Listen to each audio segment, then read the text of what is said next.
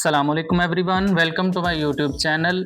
Pharmacology lecture series के पहले lecture में हमने पढ़ा था एस इनहिबिटर्स को और एंजियोटेंसिन रिसेप्टर ब्लॉकर्स को। आज के लेक्चर में बाकी की जो क्लासेस हैं जैसे बीटा ब्लॉकर्स है, कैल्शियम चैनल ब्लॉकर्स है, अल्फा ब्लॉकर्स हैं, सेंट्रली एक्टिंग एड्रीनर्जिक एगोनिस्ट हैं, रेनिन ब्लॉकर्स और डायरेक्ट वेजोडिलेटर्स को पढ़ेंगे। तो चलिए स्टार्ट करते हैं बीटा एड्रीनर्जिक रिसेप्टर ब्लॉकर से।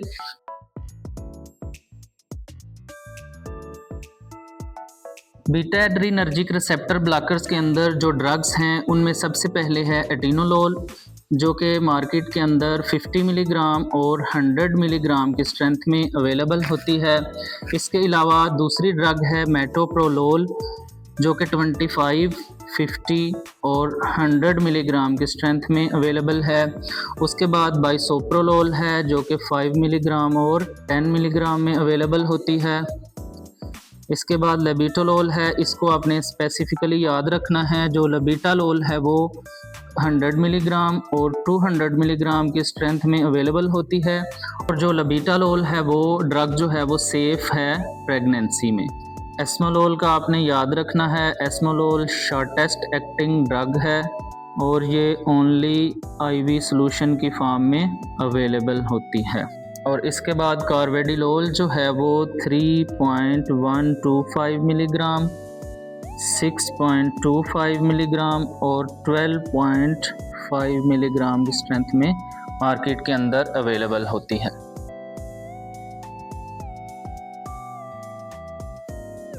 बीटा ब्लॉकर्स की क्लासिफिकेशन याद करने के बाद अब हम देखते हैं mechanism of action of the beta blockers. तो ये बीटा ब्लॉकर्स किस तरह से अपना एक्शन शो करते हैं। They block the effect of epinephrine. Epinephrine आपको पता है एक न्यूरोट्रांसमीटर है। They block the effect of epinephrine on the heart and blood vessels bye acting on beta adrenergic receptors. और बीटा एड्रीनर्जिक रिसेप्टर में से स्पेसिफिकली जो बीटा 1 रिसेप्टर्स होते हैं उनको ब्लॉक करते हैं, जिसकी वजह से इनका एंटी हाइपरटेंसिव इफेक्ट शो होता है।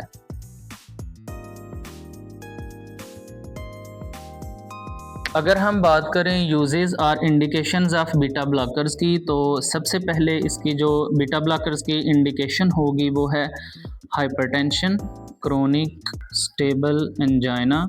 इसके अलावा हार्ट फेलियर के पेशेंट्स में भी हम बीटा ब्लॉकर्स को यूज़ करते हैं। और post MI means myocardial infarction. तो बीटा ब्लॉकर्स जो हैं मेनली 4 डिजीज़ में हम यूज़ कर सकते हैं। सबसे पहले हाइपरटेंशन है, उसके बाद एंजाइना में यूज़ कर सकते हैं, हार्ट फेलियर में यूज़ कर सकते हैं और मायोकार्डियल इन्फाक्शन में यूज़ कर सकते हैं।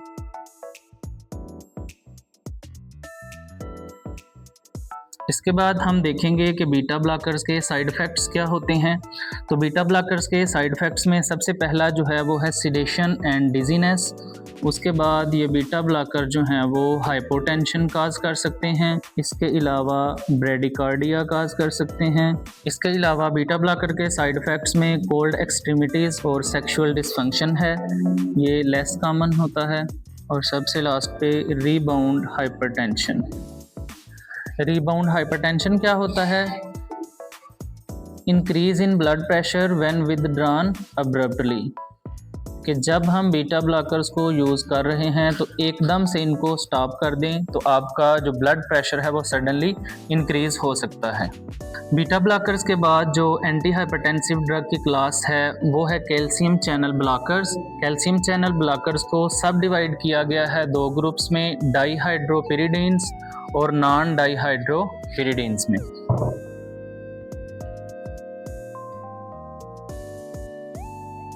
डाईहाइड्रोपिरिडीन्स के अंदर जो ड्रग इंक्लूड हैं उनमें सबसे पहले है एम्लोडिपिन। और एम्लोडिपिन जो है वो एक लॉन्ग एक्टिंग ड्रग है और ये मार्केट के अंदर 5 मिलीग्राम और 10 मिलीग्राम की स्ट्रेंथ में अवेलेबल होती है। इसके बाद दूसरी ड्रग है फिलोडिपिन, उसके बाद नेफिडिपिन। और नेफिडिपिन जो है ये एक प्रो ड्रग है। प्रो ड्रग का हमने पिछले लेक्चर में पढ़ा था कि प्रो ड्रग क्या होती है। इसके अलावा निकार्डिपिन है, निमोडिपिन है। निमोडिपिन का आपने याद रखना है कि ये shortest acting calcium channel blocker है डाईहाइड्रोपिरिडीन्स में। बीटा ब्लॉकर्स में हमने पढ़ा था शॉर्टेस्ट एक्टिंग कौन सी है, एस्मोलोल। और कैल्शियम चैनल ब्लॉकर जो डाईहाइड्रोपिरिडीन्स हैं उनमें शॉर्टेस्ट एक्टिंग है निमोडिपिन। इसके बाद निसोल्डिपिन है और इसरेडिपिन है।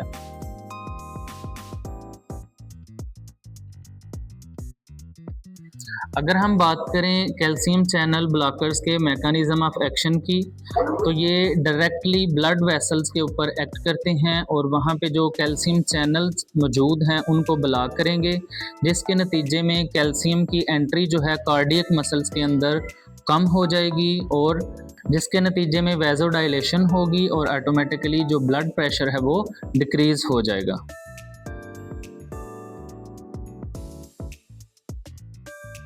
अगर हम बात करें साइड इफ़ेक्ट्स की, तो डाईहाइड्रोपिरिडीन्स के जो साइड इफ़ेक्ट्स हैं उनमें सबसे पहले है पेरिफेरल एडिमा।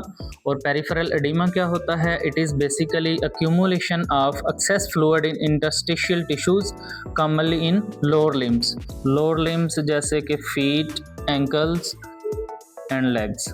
इसके बाद दूसरा साइड इफ़ेक्ट है जिंजिवल हाइपरप्लेजिया, जिसको हम कहते हैं, ये कंडीशन होती है जिसको हम कहते हैं स्वेलिंग ऑफ गम्स।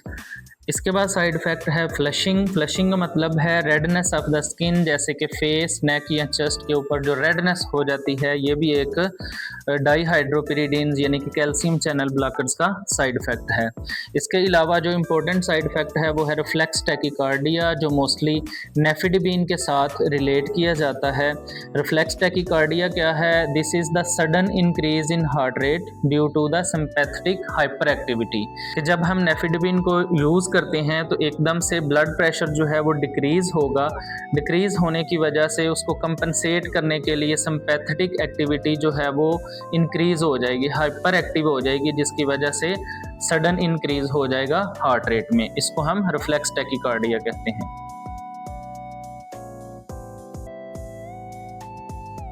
इसके बाद बात करते हैं यूजेस और indications of the calcium channel blockers, जिसमें डाईहाइड्रोपिरिडीन्स के जो यूजेस हैं उनमें सबसे पहला है हाइपरटेंशन। इसके अलावा एंजाइना में भी हम यूज़ कर सकते हैं और रेनाइड फिनोमेना में भी यूज़ करते हैं। डाईहाइड्रोपिरिडीन्स के बाद अब हम बात करते हैं नॉन डाईहाइड्रोपिरिडीन, जिनके अंदर जो ड्रग्स इंक्लूड हैं वो है विरेपामिल और डिल्टियाजिम। अगर हम बात करें इनके मैकेनिज्म ऑफ एक्शन की, तो जो नॉन डाईहाइड्रोपिरिडीन्स हैं ये डायरेक्टली हार्ट के ऊपर एक्ट करती हैं।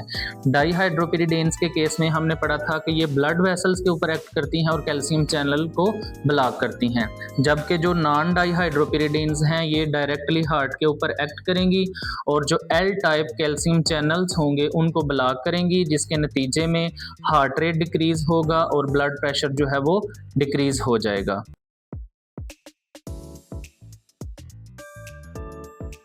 इसके बाद हम देखते हैं कि नॉन डाईहाइड्रोपिरिडीन्स का कौन कौन सा साइड इफ़ेक्ट्स हो सकता है।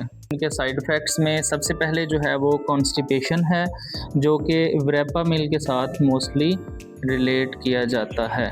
इसके बाद ब्रेडिकार्डिया है और फिर आर्थोस्टैटिक हाइपोटेंशन भी काज कर सकते हैं। इसके अलावा ये वेट गेन कर सकते हैं और फटीग काज कर सकते हैं। आर्थोस्टैटिक हाइपोटेंशन क्या होता है कि जब हम कैल्शियम चैनल ब्लॉकर्स यूज़ करते हैं और लेटे भी होते हैं तो एकदम से जब उठते हैं, उठकर बैठते हैं या खड़े होते हैं तो वो सडन जो है ब्लड प्रेशर के अंदर ड्रॉप आता है, हमारा ब्लड प्रेशर डिक्रीज़ हो जाता है। तो इस चीज़ को हम आर्थोस्टैटिक हाइपोटेंशन कहते हैं, drop in blood pressure upon standing.